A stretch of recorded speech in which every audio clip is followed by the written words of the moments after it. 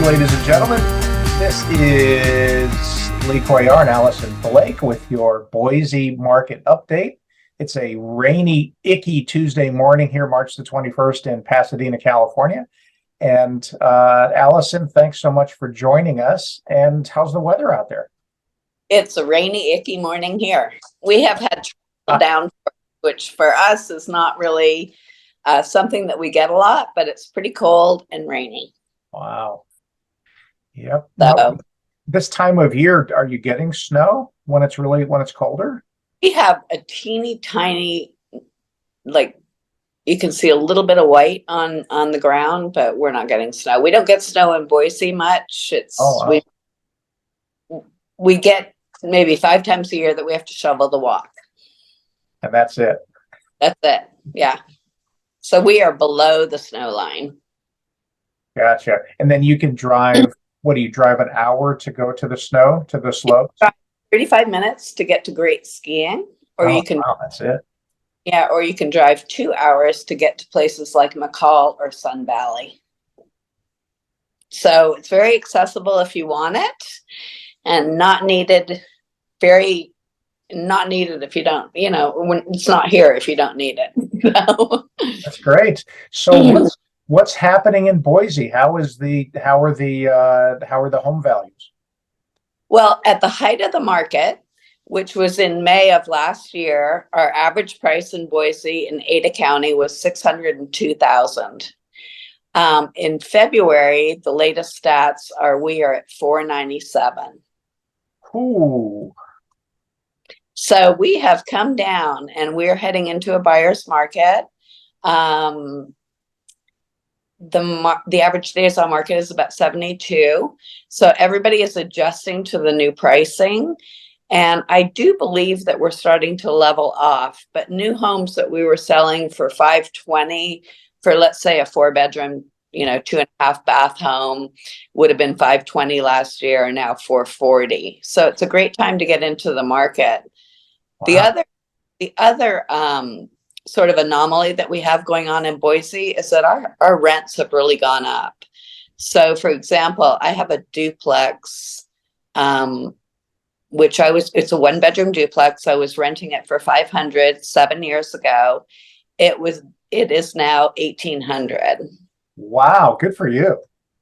So it's a great time to get into the residential income market here because the prices are coming down. For example, I looked this morning, there were 2 duplexes in the North End, which is right downtown, the most desirable area to be in Boise, for $599. Wow. Those would have been $700 to $720 last year.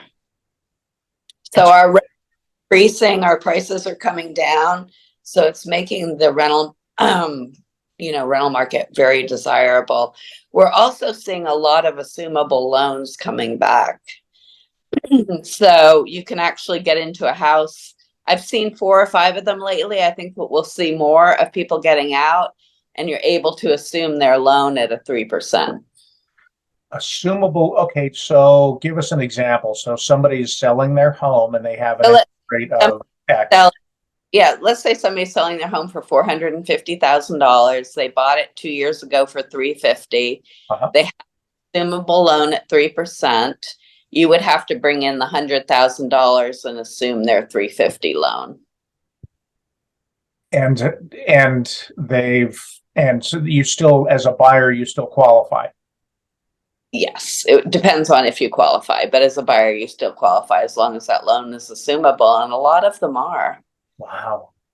So that's sort of looking into, those are going extremely fast because everybody loves 3% interest rates. Heck yeah. So what's interesting about, you mentioned the rental market going up. Now, nationally, they're saying that we'll see 8% increases in rents. And that's largely due to buyers being priced out of the market because of rising interest rates and prices in markets like in California. It's very we have very high prices here when when compared to the rest of the US, right? Most of the US. Yeah. So people are paying more in rent because they can't buy property. And what choice do they have if they want to move or Right. have a bigger place, a different place? They have to pay higher rental rates. But in your market, it's opposite, right? The home prices are being reduced and rental rates are going up. That's interesting. Well, the reason that rental rates are going up is the same kind of thing that's happened nationally. So many first-time buyers have lost their buying power. Right. I mean, they about $150,000 at least in buying power with a 7% interest rate. Yeah. Yeah. We've lost quite a few buyers like that went their buying power from 700 went to about 500 Right. in a And minute. so that's what's happening here. We also, we still have people coming in from different areas, still a desirable area. We've got hospitals that are super big employers that are going gangbusters. So we do have a need for housing. So How's your inventory compared to last year? it's up. It's up about 25%. Got it. Wow. And days were about 10 last year. They're about, I think the average is 72 right now. Right. So days on market that's up significantly. Yes, days on significantly. We're going into the spring market and we are wondering if we won't see an increase in sellers in April when the market gets better, which will bring our prices back down again. So right now in between January and February, our average house price was in January, it was $494. In February, it was $496. So we are seeing some signs of settling out. Right. It just depends on what happens with this spring market. Right. And do you have a little bit of seasonality to your business up there, or a lot? Okay. The spring would be the seasonality. In Right. August, I tell everybody, come and buy here in August because it's super hot in August and everybody has already picked their school. So we do have a little bit of a dip in August. January and February are excellent time to sell your homes because the inventory is down. So if you're going to get a little bit more, but so we don't have a big seasonality. I would say the spring rush really determines what our market will be for the next 6 months going forward. Right. Got it. Got it. Any companies moving to town that we should know about? I have heard that some national home builders are coming in, and while they're not really companies, that's going to have a big impact. So D.R. Horton looks like they may be coming into our market, and that's very on the down low. That's something that I heard from somebody that I know that works in heating and cooling that met somebody from D.R. Horton. So that's not official.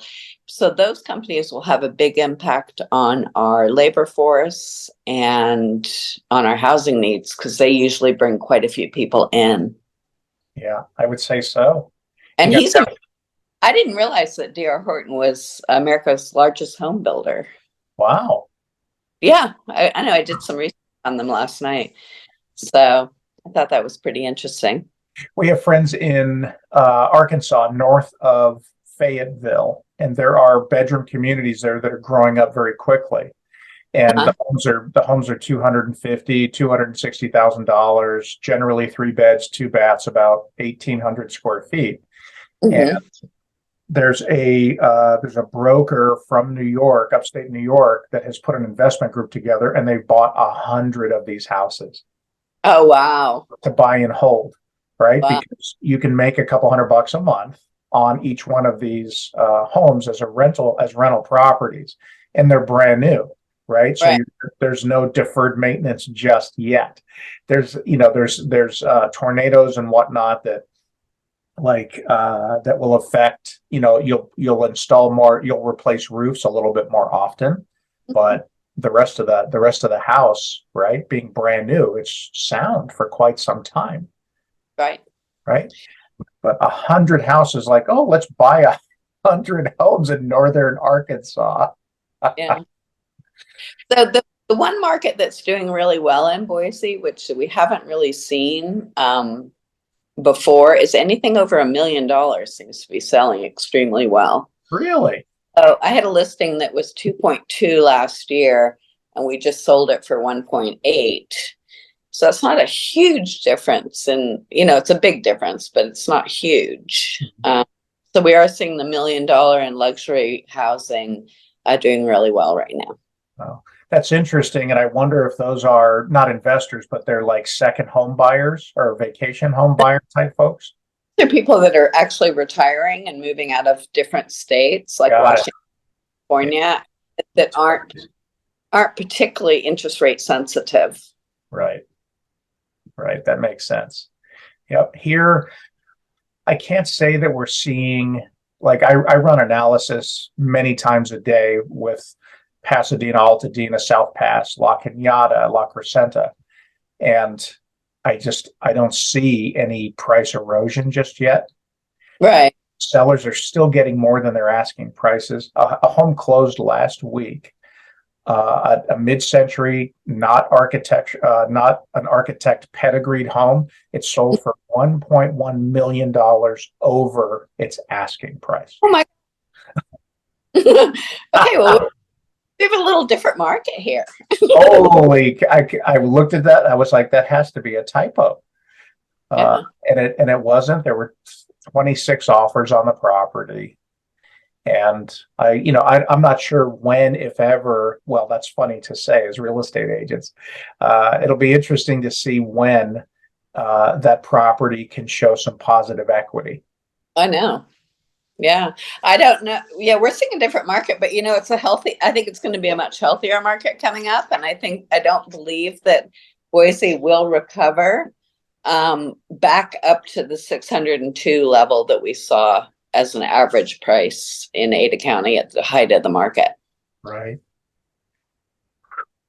Wow. Well, you're still employed, right? People still have to buy and sell. I'm still employed. Awesome. Well, Alison, anything else to add before we wrap this up? I sure appreciate your time, and it's always good to hear about what's happening in Boise. I think it'll be interesting to check in a month, because I think then we'll have a little bit of the spring rush, and then we'll be able to see what the actual statistics are. Great. Very good. Well, we will check in with you in a month or so. And thanks so much. Yeah, enjoy the rain.